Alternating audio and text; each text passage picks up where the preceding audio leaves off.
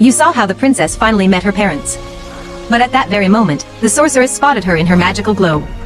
Shocked and furious, she lost control of her anger.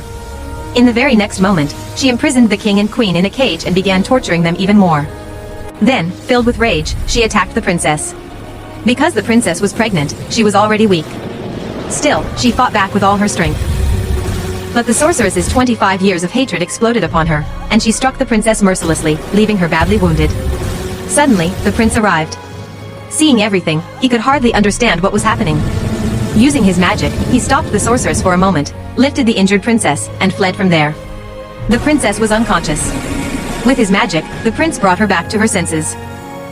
As soon as she opened her eyes, she began to cry and told him about all the cruelty she had suffered in the past. At that same moment, the sorceress broke through the wall of the room and entered. Both the prince and princess were weak, so they ran to escape.